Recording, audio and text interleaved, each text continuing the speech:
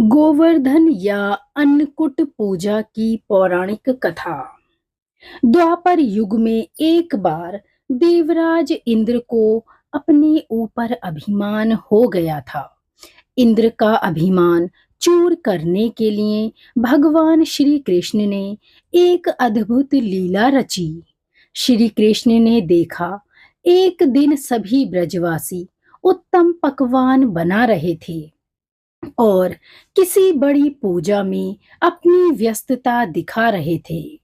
इसे देखते हुए कृष्ण जी ने बड़ी उत्सुकता के साथ अपनी माता यशोदा से पूछा कि यह सब किस बात की तैयारी चल रही है।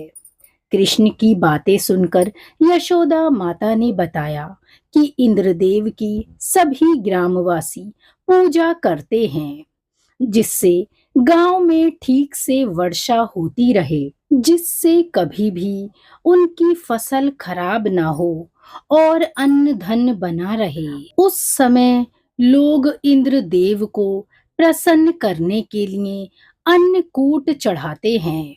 यशोदा मैया ने कृष्ण जी को यह भी बताया कि इंद्रदेव की कृपा से ही अन्न की पैदावार होती है और हमारी गायों को खाने के लिए चारा मिलता है। इस बात पर श्री कृष्ण ने कहा कि फिर इंद्रदेव की जगह गोवर्धन पर्वत की पूजा होनी चाहिए, क्योंकि गायों को चारा तो वहीं से मिलता है। इंद्रदेव तो कभी प्रसन्न नहीं होते और ना ही दर्शन देते हैं। इस बात पर व्रज के लोग इंद्रदेव की जगह गोवर्धन पर्वत की पूजा करने लगे। यह देखकर इंद्रदेव क्रोधित हुए और उन्होंने मूसलाधार वर्षा कर दी। इंद्रदेव ने इतनी वर्षा की कि उससे ब्रजवासियों की फसल को बड़ा नुकसान हुआ। ब्रजवासियों को परेशानी में देखकर श्री कृष्ण ने अपनी कनिष्का उंगली पर पूरा गोवर्धन पर्वत उठा लिया और सभी ब्रजवासियों को अपने गाय और बछड़े समेत पर्वत के नीचे शरण लेने के लिए कहा। इस बात पर इंद्र कृष्ण की यह लीला देखकर बड़े ही क्रोधित हो गए और उन्होंने वर्षा की गति और ज्यादा तीव्र कर दी।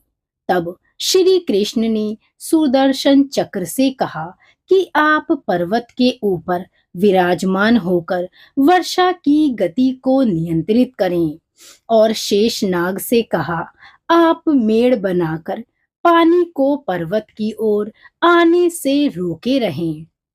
इंद्र लगातार 7 दिनों तक वर्षा करते रहे।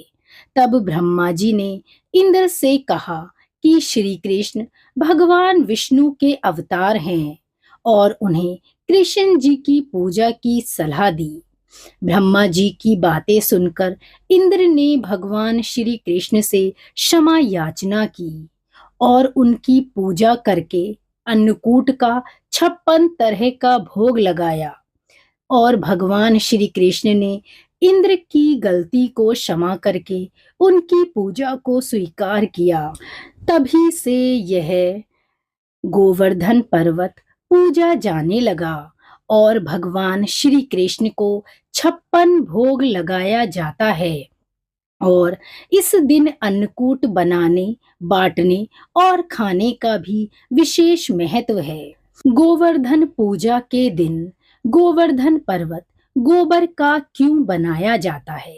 ऐसा माना जाता है कि क्योंकि भगवान श्री कृष्ण को गायों से अत्यंत प्रेम था। वो गाय और बछड़ों की बड़ी सेवा किया करते थे। गाय का गोबर अत्यंत ही पवित्र होता है, इसीलिए इसी से गोवर्धन बनाना चाहिए और इसकी पूजा करना बेहद ही फलदायी होता है। इस दिन गोबर से गोवर्धन पर्वत की आकृति बनाई जाती है और इसके चारों कोनों में करवा की सीकें लगाई जाती हैं। इसके भीतर कई अन्य आकृतियां भी बनाई जाती हैं, जो इसकी महत्वता को और बढ़ाती हैं। इस दिन गोवर्धन की इस कथा का पाठ अवश्य ही करना चाहिए। श्रद्धा पूर्वक गाय के गोबर से बने पर्वत की पूजा करने से सभी मनोकामनाएं पूरी होती हैं। गोवर्धन पर्वत जो कि गोबर से बना होता है, जब उसकी आकृति गोबर से घरों में बनाई जाती है तो यह हमारे घरों की सभी नकारात्मक ऊर्जा को अपनी ओर संचित कर लेता है और सकारात्मक ऊर्जा का प्रवाह करता है। इसीलिए गाय के गोबर को हमारे पुराणों में बेहद ही खास और पवित्र बताया गया है। गोवर्धन बनाते समय आप ध्यान रखें कि गोबर गाय का ही होना चाहिए, जिससे उस पूजा की पवित्रता बनी रहे। गोवर्धन पर्वत के दिन अन्नकूट का भी विशेष महत्व बताया गया है। अन्नकूट बनाने, बांटने, खाने का विशेष महत्व और पुण्य है। गोवर्धन पूजा से जुड़ी जानकारी अच्छी लगी हो तो इसे लाइक और शेयर जरूर करें और इसी तरह की धार्मिक पहलुओं से जुड़ी कथा कहानी और अन्य जानकारी के लिए जुड़े रहें हमारे साथ। आप सभी का हम दिल से धन्यवाद करते हैं। जय श्री कृष्णा।